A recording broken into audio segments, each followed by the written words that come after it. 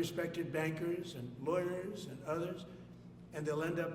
because of guys like Massie, who's a real lowlife, whose polls are down to about 9%, by the way, in the great state of Kentucky. If you look at Kentucky, Kentucky is such a great place, but I don't know, they've got a couple of people on there that are very strange in terms of leadership, but Massie's a loser,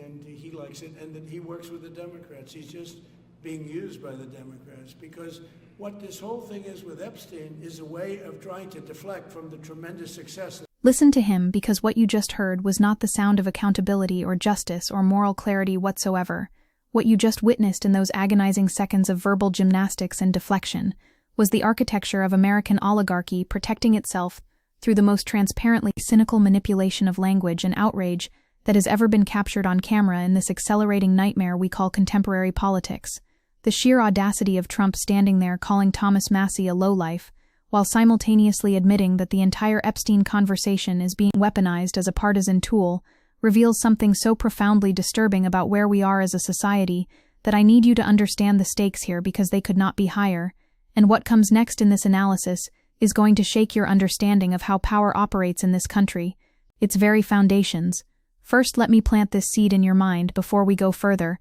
and trust me, we are going deep into the rot today, because there is a bombshell embedded in Trump's own words that nobody is talking about, and it concerns not just what he said but the entire epistemic framework through which the American ruling class has insulated itself from consequences. Thomas Massie, whatever you think of his libertarian politics, and yes, we can certainly debate the efficacy of his ideological commitments, has been one of the few voices in Congress willing to ask uncomfortable questions about elite impunity and the networks of power that facilitated Jeffrey Epstein's decades of predation against vulnerable children, and here is Trump calling him a loser and a lowlife for daring to suggest that perhaps, just perhaps, the full truth about Epstein's connections to the highest echelons of American power deserves investigation regardless of which political party might be implicated. The contempt dripping from Trump's voice when he says Massie works with the Democrats reveals the entire game, because in Trump's moral universe there is no principle higher than partisan loyalty, no crime so heinous that it cannot be forgiven if you are on the right team, no victim so deserving of justice that their suffering should interrupt the machinery of political advantage.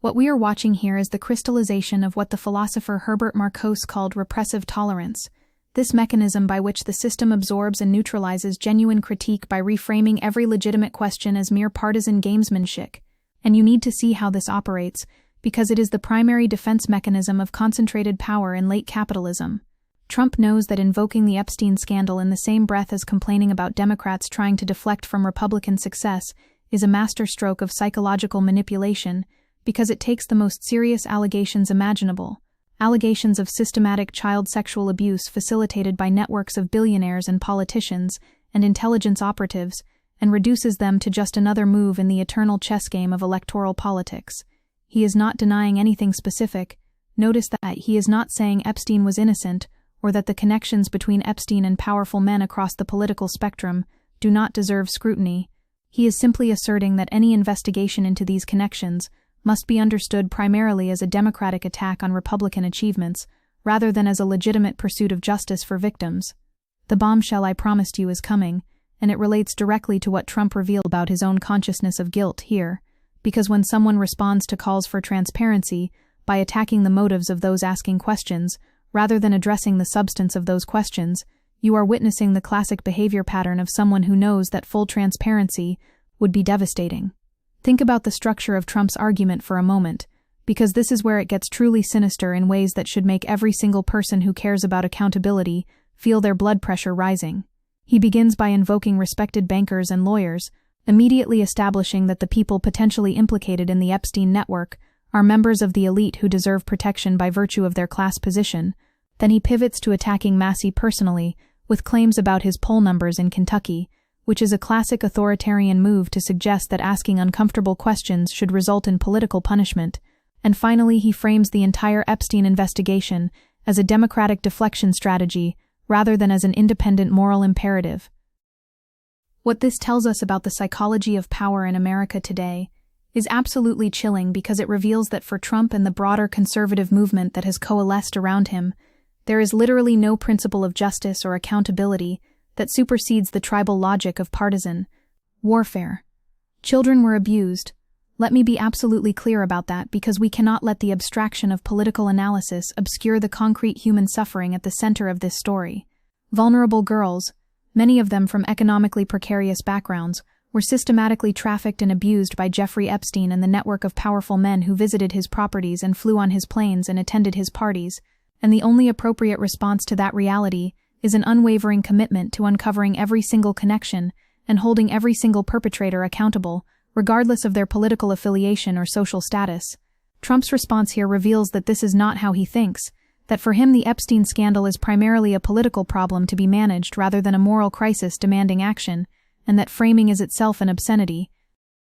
Here is where we need to talk about the bipartisan nature of elite impunity, because, and this is crucial for understanding the full depth of the rot, Trump is absolutely correct that Bill Clinton's connections to Epstein deserve intense scrutiny, and progressive critics of the Democratic establishment have been saying this for years, while being dismissed as conspiracy theorists or useful idiots for the right. The photographs of Clinton on Epstein's plane, the documented trips to Epstein's island, the consistent pattern of powerful men across the political spectrum being afforded protection and benefit of the doubt that would never be extended to ordinary citizens accused of far lesser crimes, all of this demands investigation and accountability. The difference between a genuine left critique of elite impunity and Trump's cynical deployment of the Epstein scandal is that the left is calling for universal accountability, while Trump is calling for selective prosecution. The left wants every perpetrator and enabler exposed and punished, regardless of party, while Trump wants to use the scandal as a weapon against Democrats, while simultaneously attacking anyone like Massie, who might ask questions about Trump's own connections to Epstein, or about the broader networks of power that made Epstein's crimes possible. This is the essence of what the critical theorist Nancy Fraser calls progressive neoliberalism's crisis of legitimacy. This moment when the institutions that are supposed to protect the vulnerable and hold the powerful accountable are so thoroughly captured by elite interests that they can no longer perform even the basic theatrical functions of justice, and the result is a legitimacy vacuum that authoritarian demagogues like Trump rush to fill with promises of accountability that always mysteriously turn out to be selective and partisan. Trump positions himself as the voice of righteous anger against elite corruption. He channels genuine popular fury at a system that lets billionaires and politicians abuse children without consequence, and then he redirects that fury away from any structural analysis or universal accountability and toward partisan targets who happen to be his political enemies, while protecting his allies and attacking his critics.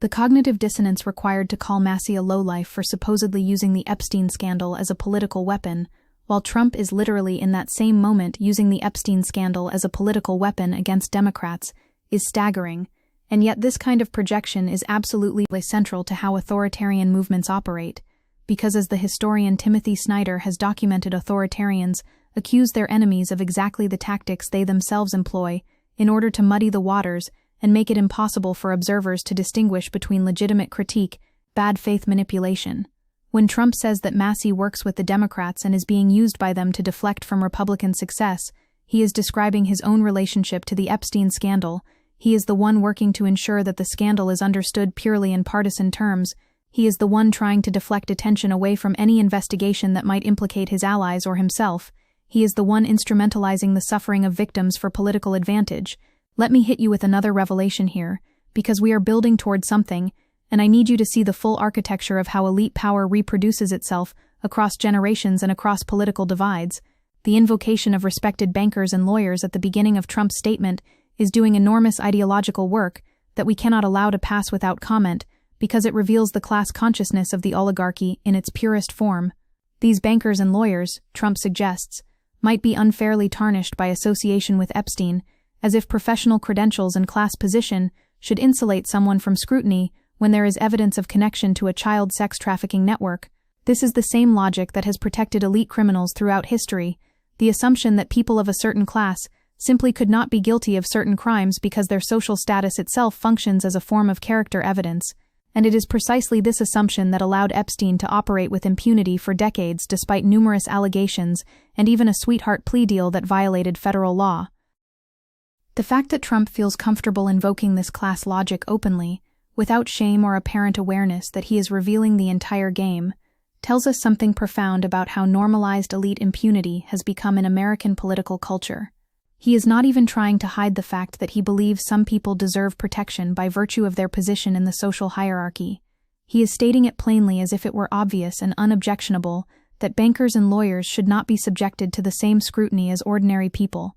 And the tragedy is that for large swaths of the American population, conditioned by decades of neoliberal ideology to worship wealth and success and to internalize the logic of hierarchy, this probably does seem obvious and unobjectionable. The hegemonic power of capitalist ideology has so thoroughly colonized our collective consciousness that many people genuinely believe that the rich and powerful must have earned their positions through merit, and that questioning their character or conduct is somehow unseemly or motivated by envy, rather than by legitimate concern for justice. This is where we need to connect the Epstein scandal to the broader crisis of legitimacy facing American institutions, because what Epstein represents is not an aberration or an isolated case of individual depravity, but rather a symptom of systemic rot, the logical endpoint of a social order organized around the principle that money and power place you above the law. Every single institution that should have stopped Epstein failed. Law enforcement failed. The media failed. The intelligence agencies that apparently had information about his activities failed.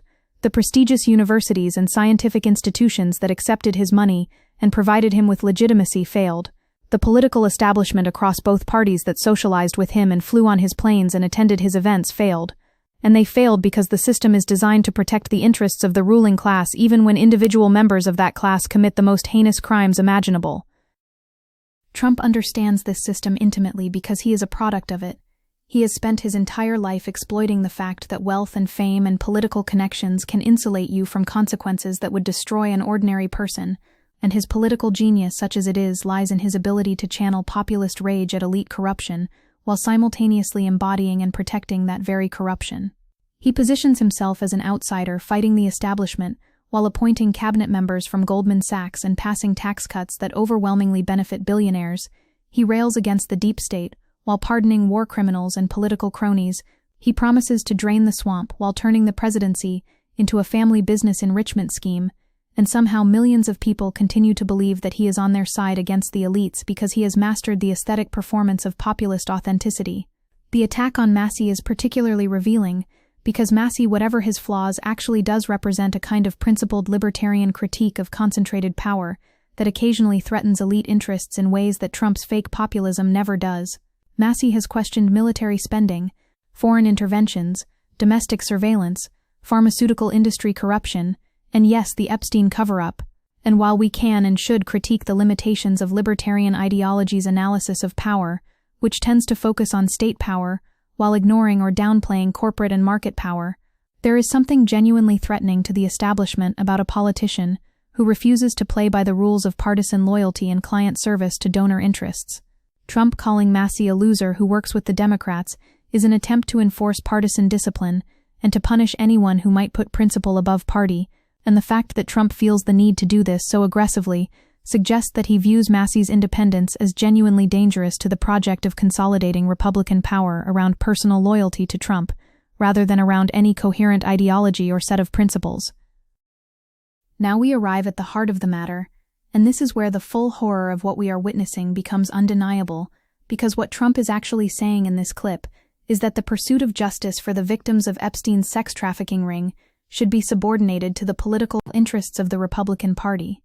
Read that again and let it sink in, because I want you to feel the full moral weight of this position. Trump is not arguing that the Epstein investigation is misguided or that the allegations are false. He is arguing that even if the allegations are true, and even if powerful people across the political spectrum were complicit in or knowledgeable about Epstein's crimes, the investigation should not proceed because it might politically benefit Democrats.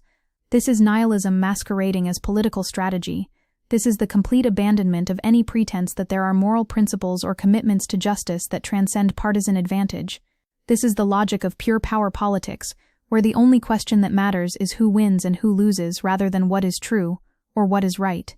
The truly diabolical brilliance of Trump's framing here is that he manages to simultaneously acknowledge the legitimacy of concerns about elite involvement in the Epstein scandal by bringing up Clinton and the photographs, while also delegitimizing any actual investigation into those concerns by framing such investigation as inherently partisan and therefore illegitimate. This is a rhetorical move of extraordinary cynicism, because it allows Trump to present himself as willing to confront uncomfortable truths about Democratic corruption, while actually working to ensure that no genuine accountability process that might implicate members of both parties ever takes place. He wants the Epstein scandal to exist as a weapon he can deploy against enemies, but not as a genuine investigation that might follow evidence wherever it leads, because that kind of investigation would necessarily threaten the entire network of elite power, including Trump himself.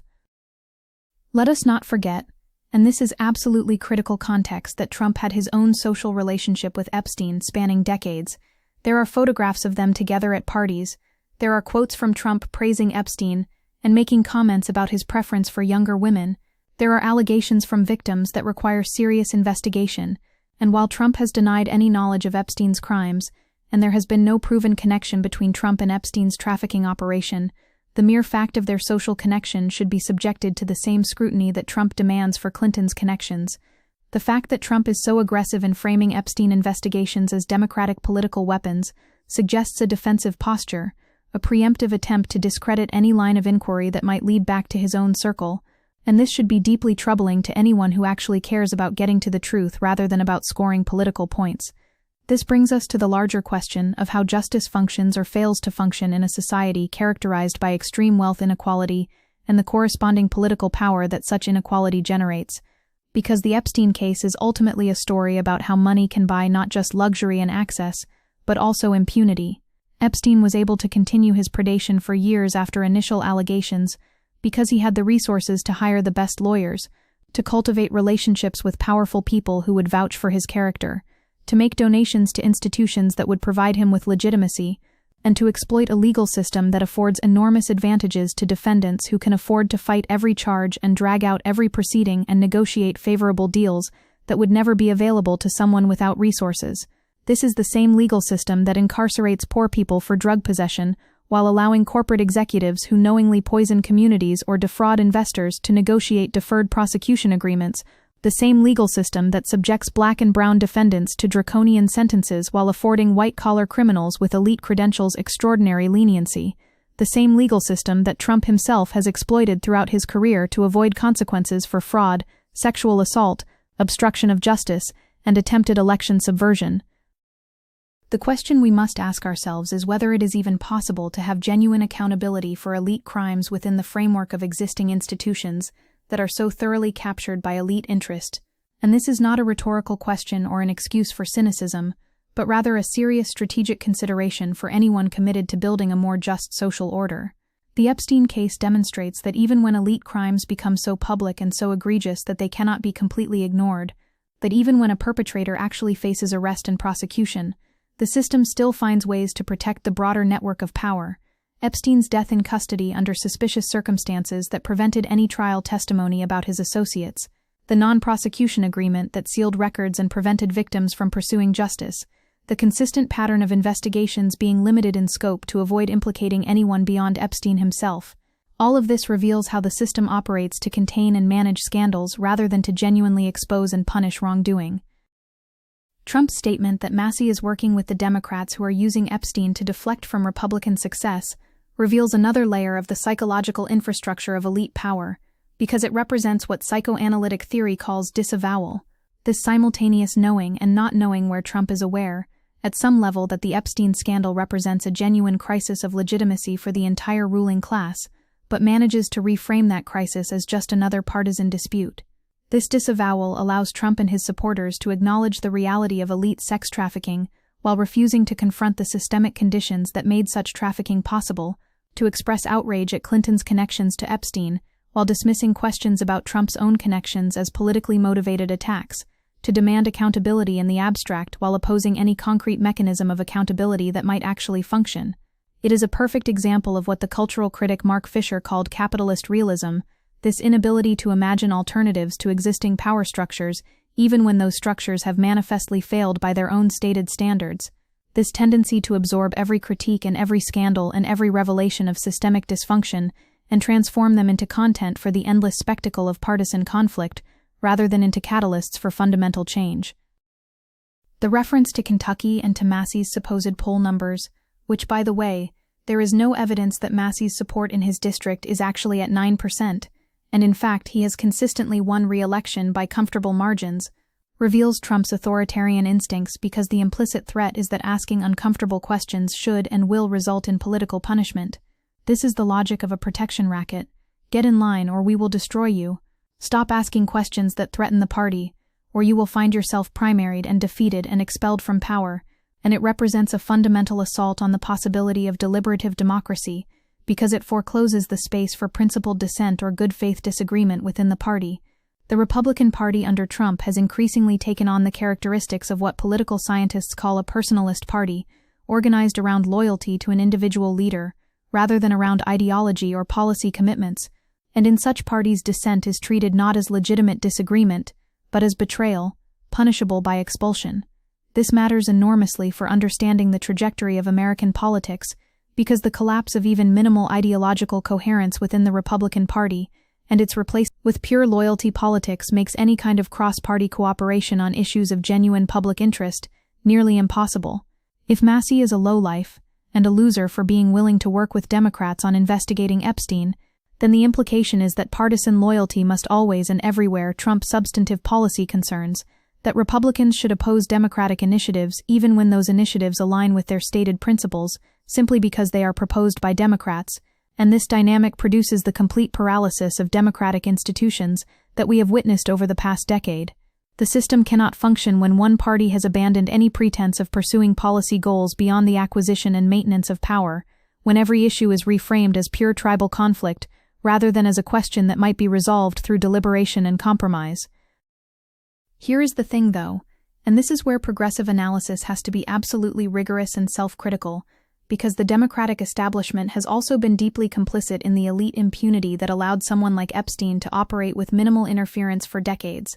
Clinton's connections to Epstein are real and disturbing, and demand investigation. The cozy relationships between Democratic politicians and Wall Street bankers, many of whom were connected to Epstein's social circles, represent a serious problem for any party claiming to represent working people against elite power. The Obama administration's failure to aggressively prosecute white-collar crime after the financial crisis, the continuing Democratic embrace of donors and fundraising networks that connect them to exactly the kind of respected bankers and lawyers that Trump mentions in this clip. All of this represents a bipartisan consensus in favor of elite impunity that must be confronted and dismantled. The difference is that progressive critics of the Democratic establishment are calling for the party to actually live up to its stated values of equality and justice, while Trump's critique of elite corruption is purely instrumental and selective, deployed only when it serves his political interests and abandoned whenever it might threaten his allies or his own position. This is why the left cannot and must not allow Trump to claim the mantle of opposition to elite corruption, because his opposition is fundamentally hollow, oriented not toward building more democratic and accountable institutions, but toward replacing one set of elites with another set more personally loyal to him.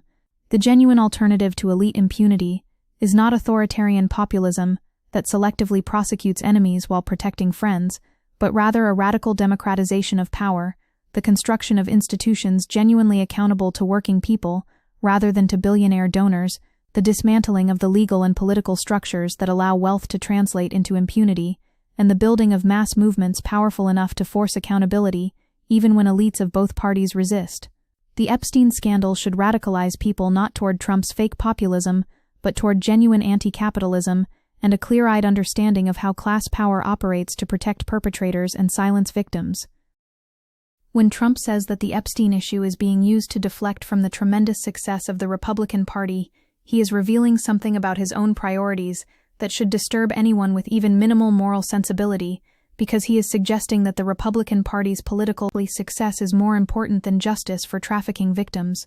What is this tremendous success he mentions? Is it the tax cuts that overwhelmingly benefited the wealthy while doing nothing for working people? Is it the judicial appointments of reactionary judges who are systematically rolling back civil rights and reproductive freedom and environmental protections? Is it the immigration policies that separated families and put children in cages? Is it the deregulation that allowed corporations to pollute and exploit with even less oversight? Is it the bungled pandemic response that led to hundreds of thousands of preventable deaths? Is it the attempted coup on January 6 when Trump supporters stormed the Capitol, trying to overturn a democratic election? This is the success that Trump believes should not be overshadowed by something as trivial as an investigation into elite child sex trafficking And if that does not tell you everything you need to know about his values and priorities, then you have not been paying attention.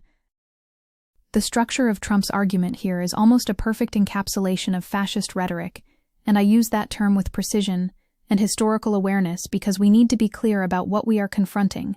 the appeal to national greatness and party success as values that supersede individual rights and justice, the identification of internal enemies who are supposedly working with hostile forces to undermine that greatness, the insistence on personal loyalty as the highest virtue and dissent as the worst betrayal, the simultaneous expression of strength and victimhood, where the party is tremendously successful, but also under constant attack from sinister forces, the reduction of all political questions to friend versus enemy distinctions, rather than to substantive policy debates. All of these are hallmarks of fascist political communication that have been documented by scholars from Umberto Eco to Jason Stanley. The fact that American political culture has been so thoroughly degraded that this kind of rhetoric is treated as normal campaign discourse rather than as an existential threat to democratic norms is itself a sign of how far we have fallen. What makes this particularly dangerous is that Trump is not wrong to identify the crisis of elite legitimacy. He is not wrong to point out that powerful people connected to Epstein have been protected by institutions that claim to serve justice. He is not wrong to suggest that there is public anger at a system that seems to have different rules for the wealthy and powerful than for everyone else. Where he is catastrophically wrong, where his analysis becomes not just mistaken but actively evil, is in his instrumentalization of that legitimate anger for authoritarian ends, in his redirection of popular fury away from systemic critique and toward partisan warfare and personal loyalty. The genius of fascism has always been its ability to take genuine grievances and real contradictions within capitalist democracy and channel them toward reactionary ends, to transform class anger into racial resentment, to replace structural analysis with conspiracy theories, to substitute the genuine solidarity of mass movements with the artificial unity of nationalist fervor. We are watching this process unfold in real time, and the stakes could not be higher because if Trump succeeds in consolidating power, what we will get is not accountability for elite crimes, but rather a system where accountability is entirely privatized and personalized, where justice means nothing more than rewarding friends and punishing enemies, where institutions exist only to serve the interests of the leader and his inner circle. This is not speculation. We can see how Trump governed during his previous term. We can observe how he uses prosecutorial power in states and jurisdictions where he has influence. We can read his statements about wanting to use the Justice Department to go after enemies. We can study historical examples of what happens when authoritarian populists gain control of democratic institutions. The result is never genuine accountability or justice, but rather the opposite, a formalization and expansion of elite impunity where the only difference is which elites are protected and which are targeted. The progressive response to this cannot be a defense of the status quo or an insistence that existing institutions are fundamentally sound, because that would be both politically ineffective and morally bankrupt, given how obviously those institutions have failed. The response must be a more radical critique than Trump's, one that actually follows through on the logic of accountability and democracy that Trump only gestures toward instrumentally. We need to be saying, yes, the system is corrupt. Yes, powerful people get away with horrific crimes. Yes, there is a ruling class that protects its own interests at the expense of everyone else, and the solution is not to give even more power to an authoritarian who will selectively deploy justice for political ends, but rather to build mass movements capable of forcing genuine accountability, regardless of party affiliation or political convenience. We need to be demanding the release of all Epstein files and the investigation of all connections without any partisan filtering. We need to be calling for structural reforms that would prevent future Epsteins by dismantling the systems of wealth and power that enabled his crimes. We need to be connecting the Epstein scandal to broader patterns of patriarchal violence and capitalist exploitation and white supremacy that make certain bodies disposable and certain lives ungrievable. This is the only response that has any chance of actually addressing the legitimate anger that Trump is exploiting. And it is the only response that has any moral legitimacy, because it actually centers the victims in the pursuit of justice, rather than using their suffering as a prop for political theater. The fact that progressives have sometimes been reluctant to fully engage with the Epstein scandal, perhaps out of concern that it plays into conspiracy theories or that it might implicate allies, is a serious political mistake because it cedes the terrain of accountability to people like Trump, who have no genuine commitment to accountability at all. We need to be able to say loudly and clearly that yes, Clinton's connections to Epstein demand investigation. Yes, any Democrat or progressive figure connected to Epstein should face consequences if evidence of wrongdoing emerges. Yes, the protection of elite predators is a bipartisan problem that requires systemic solutions, not partisan point scoring. At the same time, we need to be absolutely relentless in pointing out Trump's hypocrisy and his own connections to Epstein and his obvious desire to use the scandal selectively rather than to pursue genuine accountability. The clip we just watched gives us perfect ammunition for this, because Trump himself admits that he views the Epstein investigation primarily as a political weapon. He explicitly frames it not as a pursuit of justice, but as a Democratic deflection strategy, and his attack on Massie reveals that he wants to punish anyone who takes the investigation seriously as a matter of principle rather than partisan advantage. This is the opening for progressive critique. This is how we distinguish our call for accountability from Trump's cynical manipulation, by demanding universal application of standards, by following evidence wherever it leads, by refusing to protect anyone based on political affiliation or class position.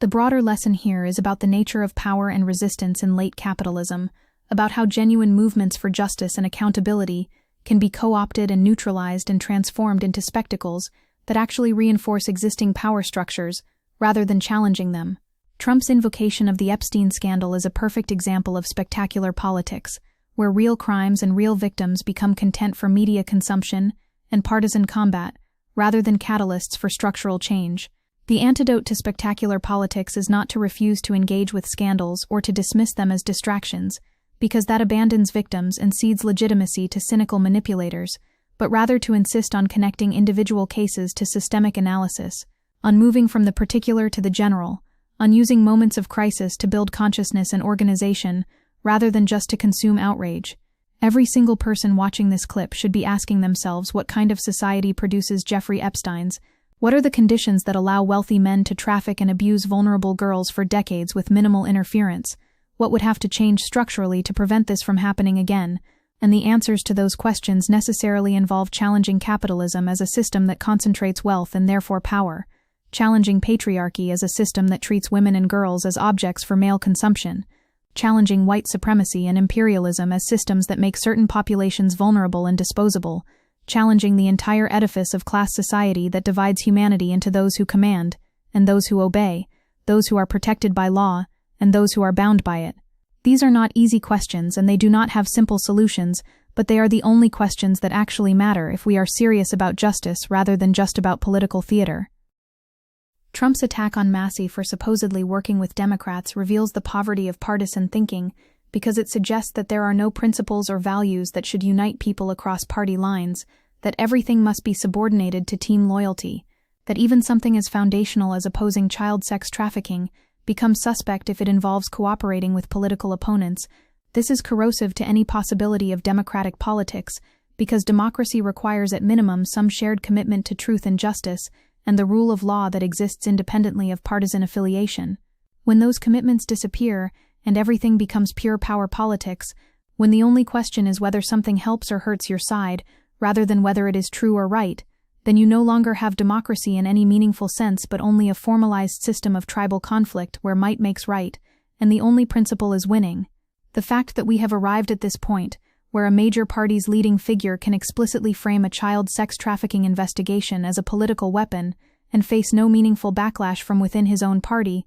was a sign of how degraded our political culture has become, and how urgent the need for genuine alternatives is. We cannot continue to treat politics as a game or a spectator sport, where the only stakes are which team wins. We cannot continue to allow our collective attention to be captured by manufactured controversies and personality conflicts that distract from systemic issues. We cannot continue to accept a political system where billionaires and corporations effectively purchase policy outcomes, while ordinary people are offered only the choice between two parties that both ultimately serve elite interests. The Epstein scandal and Trump's response to it should be a wake-up call, a moment of clarity where the mask slips and we see the raw operation of power underneath all the rhetoric about justice and democracy and the rule of law. What I am asking you to feel right now is not just outrage at Trump's cynicism, though that is certainly warranted, but a deeper rage at the entire system that produces and protects figures like Trump and Epstein, that allows predators to flourish as long as they have wealth and connections, that treats justice as something to be purchased rather than as a human right, that reduces politics to spectacle and combat rather than treating it as the collective work of building a society worth living in.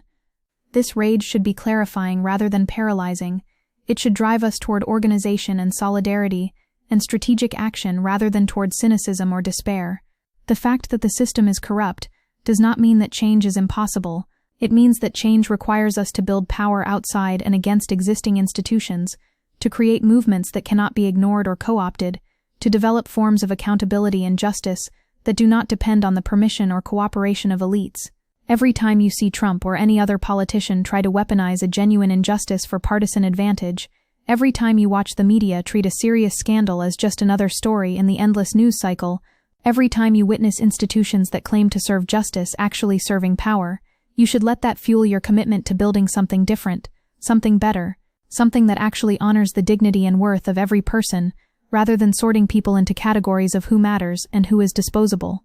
The victims of Epstein's trafficking deserve justice, not as a rhetorical flourish or a political talking point, but as a concrete reality, and that justice will only come through struggle, through the difficult and unglamorous work of organizing and educating and building power, through the willingness to confront not just individual bad actors, but the entire system that enables and protects them. Trump's statement that this is all about deflecting from Republican success is perhaps the most revealing part of the entire clip, because it shows that for him, even the most serious moral questions are purely instrumental, relevant only insofar as they affect his political fortunes. This is nihilism. This is the complete absence of any ethical framework beyond self-interest and power accumulation, and it is what we are up against, not just Trump personally, but the entire worldview he represents, where everything is negotiable and nothing is sacred, and the only sin is losing. Against this nihilism, we must assert a different vision, one grounded in solidarity and collective flourishing, and the radical proposition that every human life has equal worth and deserves equal protection. This is not naive idealism, it is strategic realism, because the only way to defeat authoritarian populism is to offer an alternative that actually addresses people's material needs and their legitimate anger at elite impunity, that offers genuine accountability